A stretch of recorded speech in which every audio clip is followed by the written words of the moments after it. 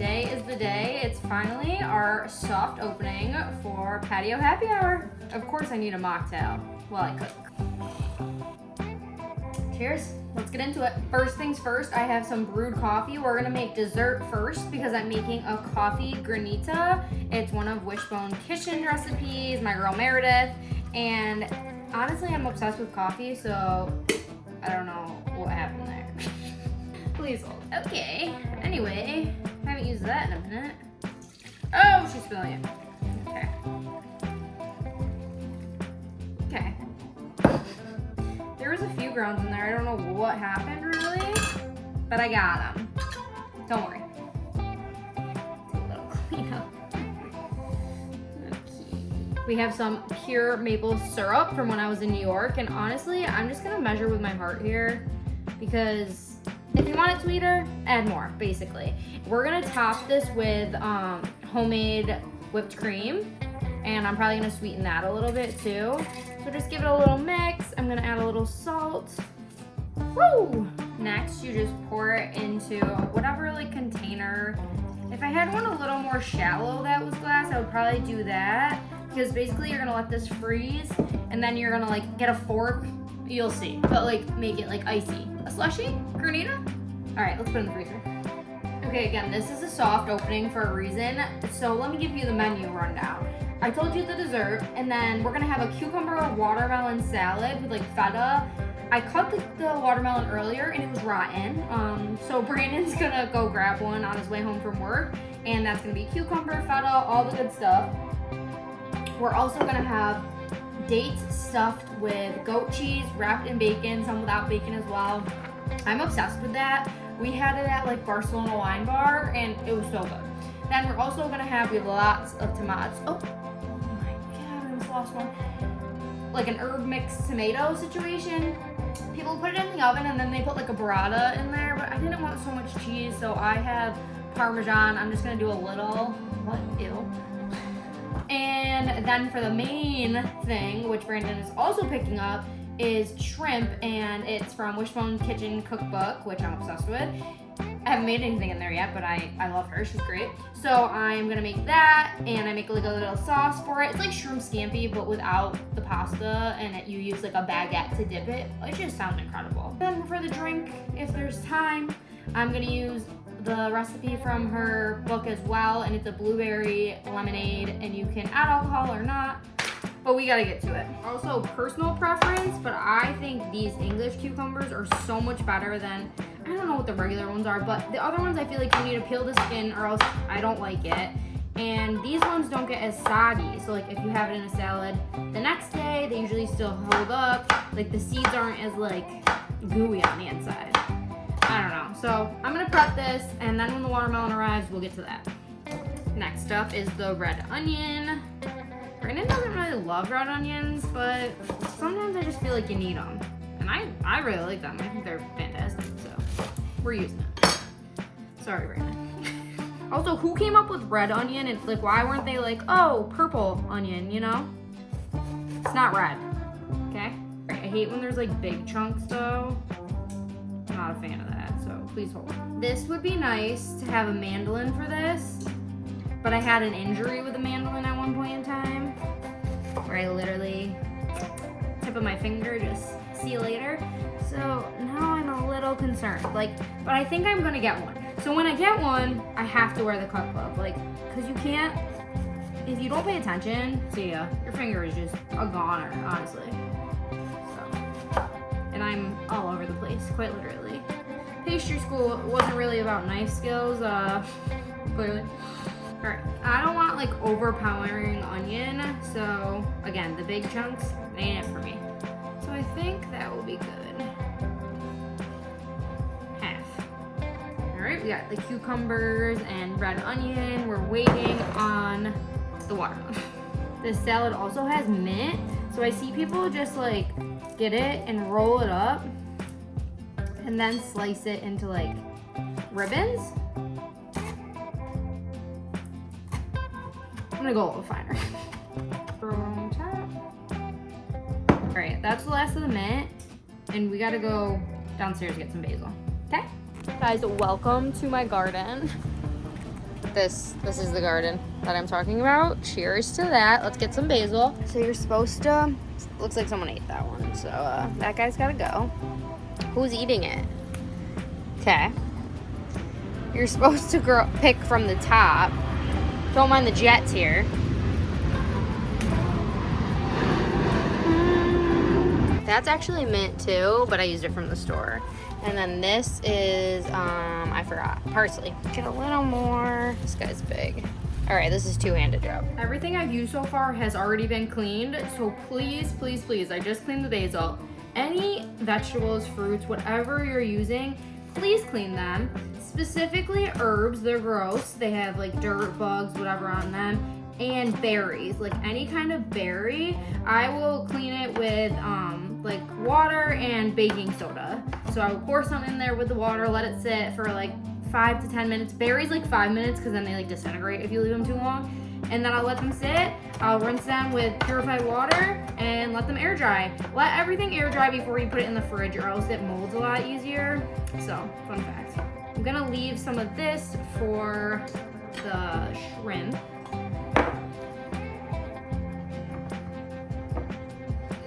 Okay, so the cucumber salad's basically ready to go. We need the watermelon, and then I'm gonna crumble feta on top and do a little bit of dressing. But in the meantime, let's get the tomatoes going. Look at those beauties. Also, let's polish this off. Honestly, tastes pretty fire. Guys, Bono sent me this extra virgin olive oil, so naturally we're gonna use it for the tomatoes right now. It's gonna be incredible. All right, so I'm gonna put them into this dish. I have 2 because I feel like I need 2. Oh my God, I got it. All right, so disperse them evenly. I have 4 people that I'm feeding today. I told Brandon like, for Patio Happy Hour, we have to have head count, and we only have a four top table down there. So I was like, you know what? If people don't answer, they're off the list, you know? It's exclusive. Okay, let's see. So good. A good olive oil, and Meredith in Wishbone Kitchen talks about this, is crucial. Like, you need a good olive oil, so invest in it, people. Be generous with it. It's gonna be so good. Generous. Okay, a few gloves. Okay, seasonings are very important for this, so I'm gonna do some, oh God, that would have been scary. Not that much salt. Some salt. And you're gonna dip this with like some kind of bread. I think Brandon's gonna get a baguette. I'm gonna crisp it up kind of situation. So we got salt in there. Red pepper flakes, a little spice.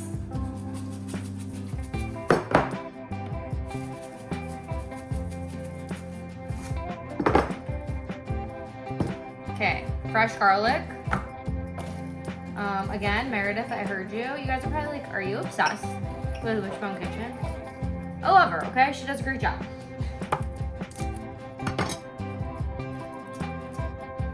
If you know you're gonna be using a lot of garlic in your recipe, like for multiple things, just peel it all at once. Get a garlic press, because like life-saving. Scrape it on into some kind of dish, and then just like fill it so you have it for everything, like for the tomatoes, for the shrimp. That way you're not going back and like peeling and pressing garlic every other minute of your life. Garlic also has so many like health benefits. People use it as like an antibiotic, like a natural holistic option. So there's so many health benefits. And when you have a bunch, you can just keep it to the side.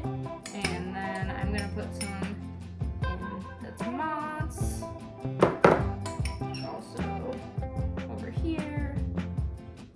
When you're using herbs, I always suggest fresh herbs because the flavor is just like unmatched, honestly. I like the parsley to be chopped pretty fine. And then you can just cover it in there. We're gonna mix all this together.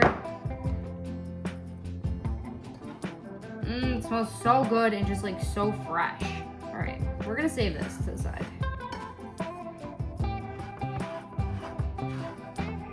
These bake for about like 20 to 30 minutes at like 425, and I want them to be hot when I serve them. We're gonna top them with like grated parm. People do burrata too, but I'm skipping out on that today.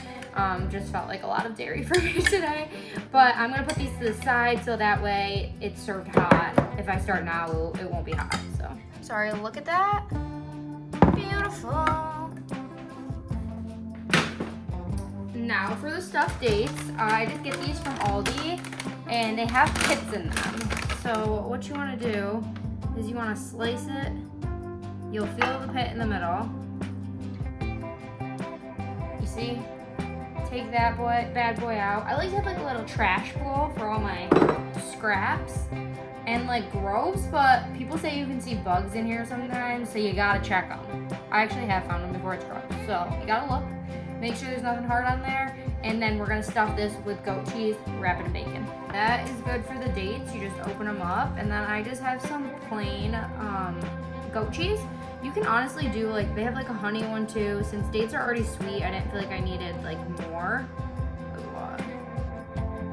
You don't need a ton of goat cheese because then I feel like they won't really close. Okay, now that they're all filled, you just kind of like push them in, stuff them, and then I'm gonna cut the bacon and wrap it around it. All right, we have Parker Pastures bacon. I'm gonna cut this in half. Kitchen scissors are great for this. That way I can just easily wrap it around. This is like real bacon from Parker Pastures, like I mentioned, and so it's real thick also. So I'm gonna take it and wrap it around the date. Ooh, thick. And then I have a toothpick, and where it's like the end of it, stab it through, and it's good to go. This is a fat piece of bacon. Look at how thick that is. That's crazy. So this is a giant date also, so those two are gonna match up just perfect. There we go. The toothpicks are key for this because I've done it without. It doesn't really stay together very well. This is like a monster. Not really sure if those toothpicks are supposed to go in the oven because they have like, I don't know, color on it, but that's all we have right now. Okay, these bad boys are gonna be incredible. I had a few extra left without bacon, and let's pop them in the oven. I have it at 425. I'm also gonna throw one of the tomato mixtures in there because people will be coming soon. Oh, Brandon's walking in the door. One trip. One take, Jay. One take. Forgot what it's called. God bless you. All right, about 20 to 30 minutes. These guys, I don't know. I'm just gonna watch until the bacon's cooked. All right, next up from the Wishbone Kitchen Cookbook is the Boozy Blueberry Basil Lemonade. I'm gonna do it as a mocktail, and then whoever wants to add booze, they can. So I'm gonna make the blueberry jam right now. All right, I'm using frozen blueberries. You can use fresh, but I just like always have frozen on hand. I did about like 3 to 4 cups, and then I'm doing half a cup of sugar.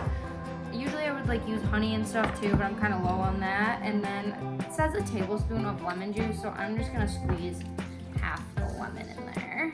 And then I'm gonna let it simmer. All right, Brandon made it back with the giant watermelon. And yes, I need a bigger cutting board than this because it doesn't even fit. So let me know what you guys like for the best cutting board. All right, shout out to my mom for this massive salad bowl. I have like an uneven half of the watermelon in here, the smaller half.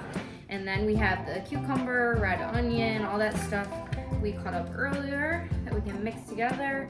I got the feta in the brine. This makes it like really juicy. So I like getting this one. Ooh, I'm gonna spill the bread. Ah, mess. So it comes like this, and then I just like break it over it. And feta is so good. My hands are clean, and this, I swear, is the best way to mix a salad and like really get in there. Ooh, looks so good. Okay, wait, I almost forgot the dressing part. We're gonna do, the juice of half a lemon. I'm just gonna tear up some basil because I don't feel like cutting it again, so. Just rip it up into some pieces.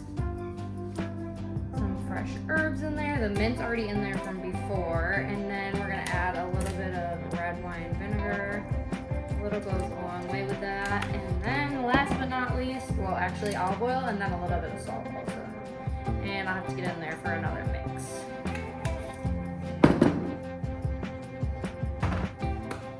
A little salt.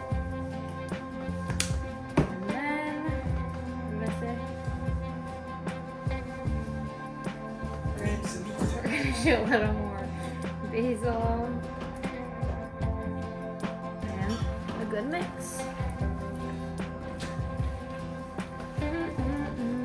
Tomatoes are ready after like 30 minutes. I went in with a fork and let them burst after like 20.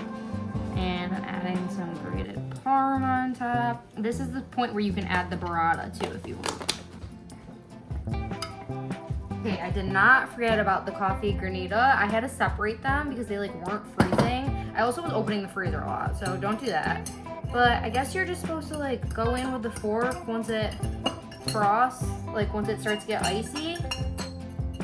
And I don't know, I don't think I've really ever made this before, so we're gonna see.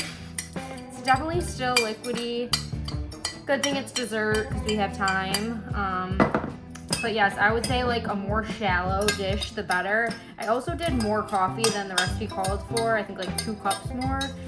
So yeah, making more than the recipe. Okay, back in. Okay, this is gonna be the true star of the show.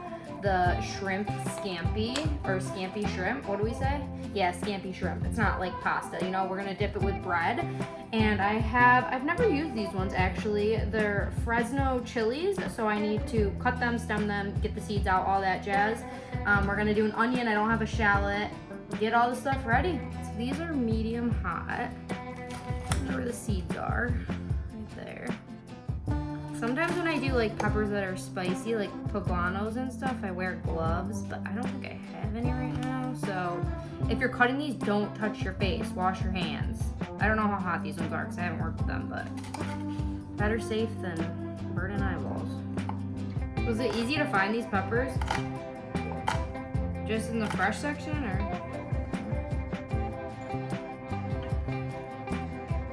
Don't I have like a tray in my patio stuff, or was that fake news? Where? I have another one?